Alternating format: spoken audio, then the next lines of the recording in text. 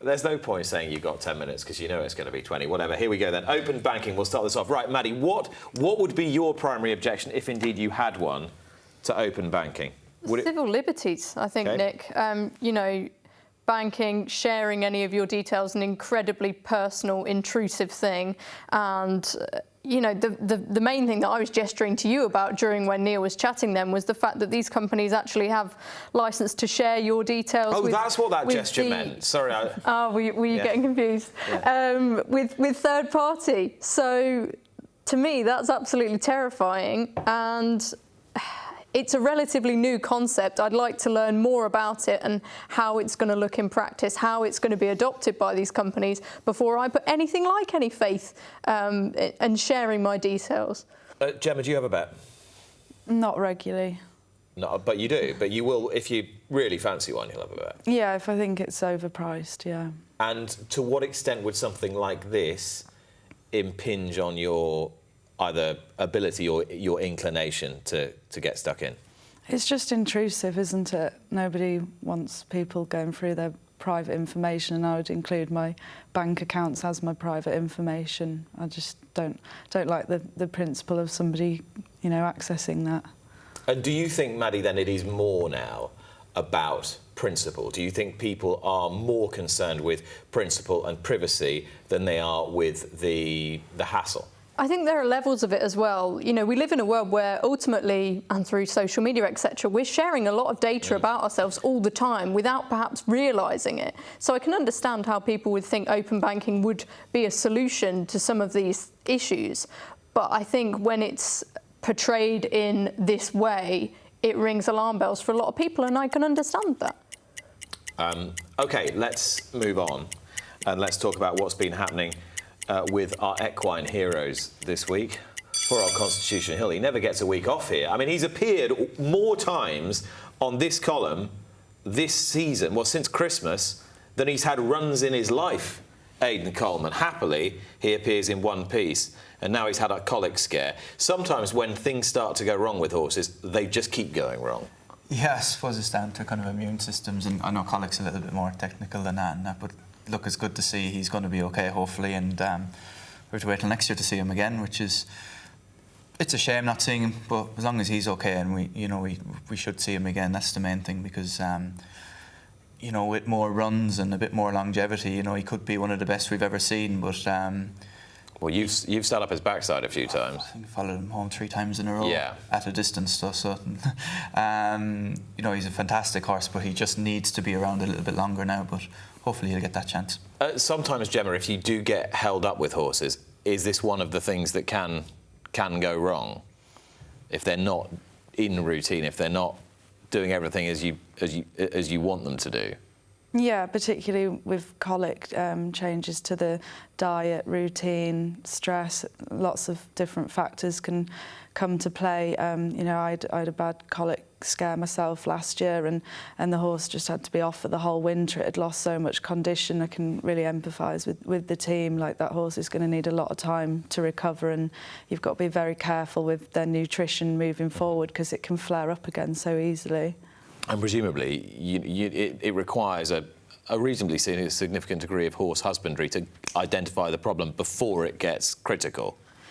Yeah, and you know, you get to know the horses very well, and it's sort of subtle changes in their demeanour can be picked up straight away, and that's why it's so important to have a good team around you and people that love their job and are paying attention in the right places, so you can catch these things quickly. Yeah, it has been a troublesome season for Constitution Hill. Fingers crossed that his recovery is a full one and we see him again next season.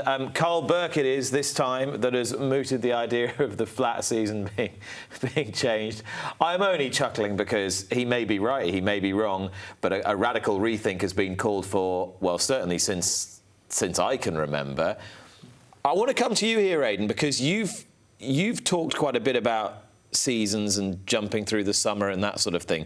Would you like to see clearer delineations of seasons, something done a bit differently? Yeah, I suppose, and as it's a flat racing topic, it is kind of interesting that it starts off with the Lincoln, and then there's basically no turf racing for a period of time afterwards, which doesn't really make sense. So and Easter gets in the way and sort of and they're confuses very everything. important kind of meetings as well, because that gives the all-weather championships and finals and all that their chance, which is really, really important this day and age with the amount. But of course, that's moving around all over the shop. Well, exactly, it goes with Easter, and that kind of affects everything with Cheltenham and Aintree and all that kind of stuff, and the Irish National in the middle. So Easter kind of gets in the way sometimes if it falls at the wrong time. But I think the flat racing season probably, whether it's radical changes are needed or not, but I think it does need to be looked into.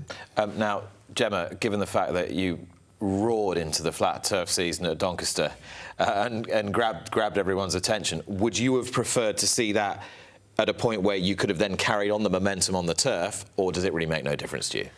I just think they've taken the March flat break away from us that lasted all of about 1 year, and then that's been taken away.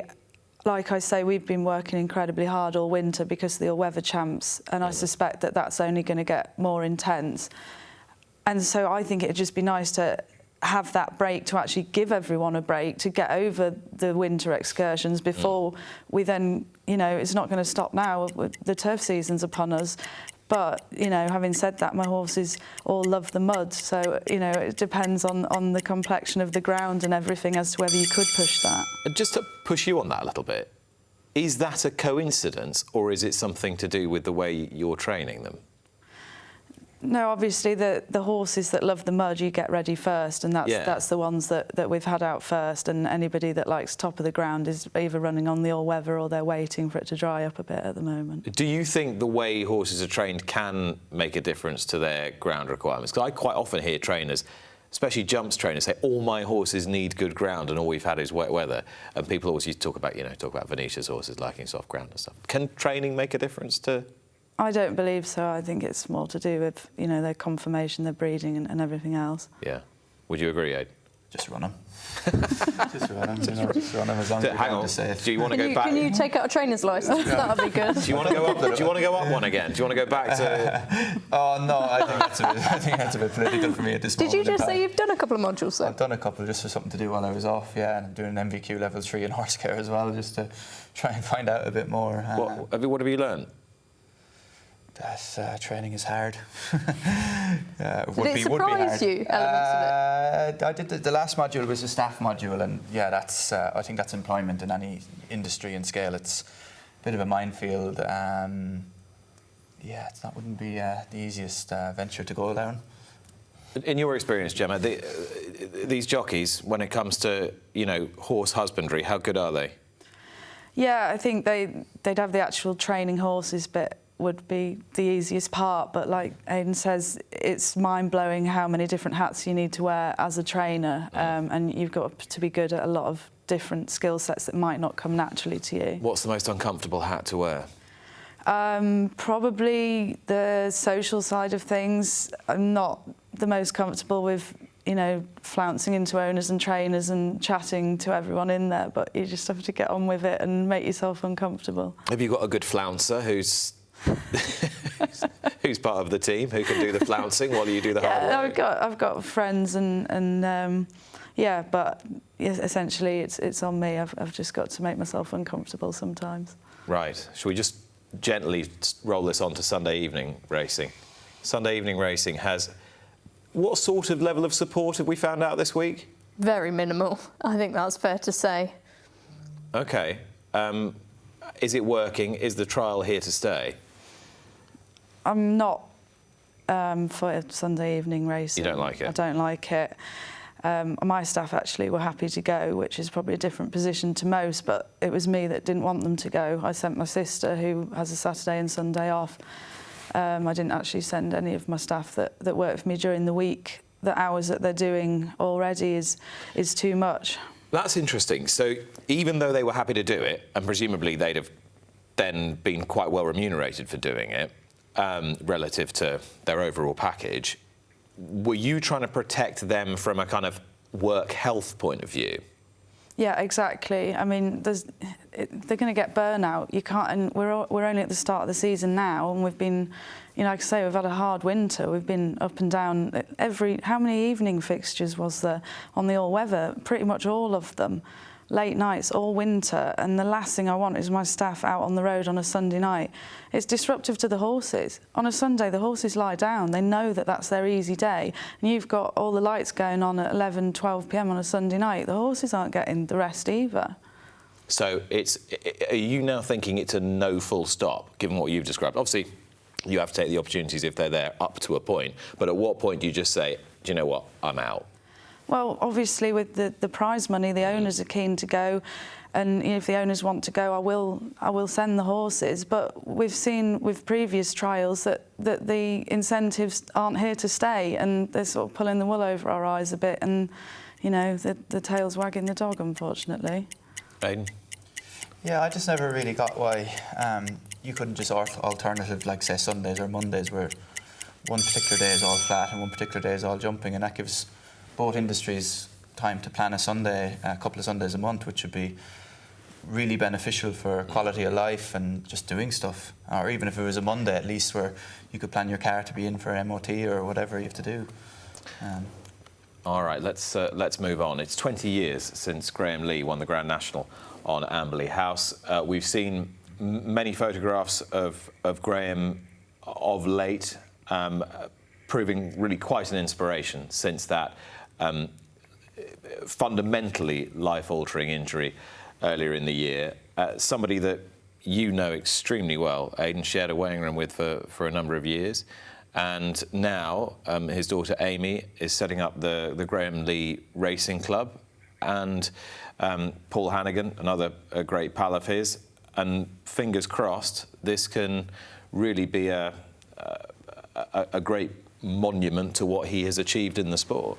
Yeah, it's like devastating, isn't it? And just so many people, obviously, that have worked really, really hard on this, and you know, like you could see the tributes to Graham, like how popular he was. And although he went to obviously flat racing for the last few years, or maybe longer than that, we always rode in plenty of bumpers, so he kept in touch with us lads in the jump weigh room plenty. And yeah, it's very sad to see, and it's great to see people kind of gathering around him and setting up these things for him. And you know, hopefully he's got a long road ahead of him, but you know, hopefully there might be some light someday at the end of the tunnel. And Gemma, in your part of the world, this will be particularly keenly felt. Yeah, and you know, anything that's going to raise money for charity, provide hopefully a bit of interest and excitement for Graham himself, and it's just nice to see everyone come together. That, you know, this industry is fantastic at doing that, isn't it? And there are so few people who have, you know, combined that level of success, jumping and on the flat, and now the amazing work of Amy and others is being realised in the shape of the Graham Lee Racing Club. As I said, it's 20 years since Graham won the Grand National. We're going to be hearing from Grand National connections later in the programme, but one organisation that says they're not going to be attending entry this year is Animal Rising, apparently. What do you read, Maddie, into the latest statement from Animal Rising that says they have no plans to disrupt this year's Grand National? Do you believe it? Well, do you? No. Maybe I'm just pessimistic, but why would you? You know, that could well be a tactic in order to get people off their tails. And their argument wasn't terribly convincing to me. There's a number of things that you have to entertain. One is that the industry's response has convinced them. I don't think that's clearly the case, because they don't actually believe in animals being ridden or used in conjunction with humans in any meaningful sense. And second is that their financial flow has been stemmed, which would be, I would suggest, possibly more near the mark. Well, their argument as well was that, you know, there's evidences that attendances are plummeting, and it's clearly very obvious that the British public, you know, don't support horse racing, which is just absolute nonsense. Attendances are in decline. That's not nonsense. They are, but I wouldn't take attendance decline in our current environment as this big signalling that the whole of the British population has suddenly turned on horse racing within a year. You know, the money that's in the industry, the people, all four of us on this sofa who feel so passionately about it, everyone watching, it's such a U-turn, I think, is, you know, considering they had such a huge goal at the start of this endeavour that's still relatively new, a year or so ago, to suddenly go, oh, actually, we're not needed anymore because we've done our job and we've persuaded everybody, holds very little weight. And we'll talk about horsepower in just a second, but in terms of the actual active response to animal rising last year, both at Aintree, Gemma, and then we saw at Epsom, when the sport was clearly extremely well prepared for that, and the Jockey Club were very well prepared, we didn't see any more significant animal rising events for the rest of the year. To what extent could that be a factor? To be honest, I didn't even click into the article about animal rising because I just have no interest in them, and I don't want to give them any more airtime than they deserve. You know, I think we don't help ourselves sometimes because we're giving them the attention, aren't we? I just want to let them fade into the background, and hopefully they're going to do that. OK, so as we let them fade into the background, will horsepower, and we're going to be hearing from Gabby Whitfield in a few moments' time, who's the head of welfare communications for the BHA, will horsepower be a positive force of significance, Aidan, in pushing the sports message where it needs to be pushed? I think so, because it's context as well, isn't it? We know things go wrong on racecourses and all that, but it just gives the full picture, doesn't it? And you know, percentages of what, you know, what can happen and does happen, and it's important to be transparent and to have this information out there and all that. But it's I think it's a great initiative, and it's come along at a good time. Maybe it could have been done earlier, but here we are, and it's great that it's started. Yeah, and I think we're going to find out in a little while why it hasn't come along till now and how sustainable it might be. Now, Gemma, you're someone still relatively at the beginning of your training career. You want to expand, you want to get bigger, you want to be a big powerhouse force in this sport for the next generation. Does this encourage you? I read some interesting thoughts on this on X. People were saying that, you know, it's all fine and well having this website with all the information on, but that's not where the people that are against our sport are going to be directing themselves. Mm-hmm. What we need to do is you know, get this on TikTok, get this on Instagram Reels, because that's where the misinformation is being spread, and that was sort of shared with some influencers talking about horse racing. The girl had her own horse and was talking about number of whip strokes and clearly had absolutely no knowledge that we already have a limited number of whip strokes. And yeah, I think that we need to get ahead of the game. You know, a website's all fine and well, but who's looking at it? So if you're engaging in a battle of ideas, you need to be using the right weapons, is effectively what you're saying. Exactly, and it's the young crowd, and that's where they're spending their time these days. They're not going on websites looking for information, are they? Is your stable on TikTok? Yeah. And how much engagement do you get relative to other social media on there? TikTok's a tricky one because essentially people like seeing videos of you falling off or nearly falling off. That's what gets the most engagement. I mean, if only they'd had TikTok when you were point to point. I mean, dear oh dear. Bit harsh, Nick. Come on. Well, listen, Gemma brought this up at the beginning of the interview. I'll have to track some old videos down. Good idea to get the TikTok numbers up. TikTok's just you've been framed for the 21st century. Essentially. Except you don't get 200 quid a pop from Jeremy Beadle, right? Or the woman off Emmerdale. Right. Those were this week's talking points. Watch live racing now on racingtv.com.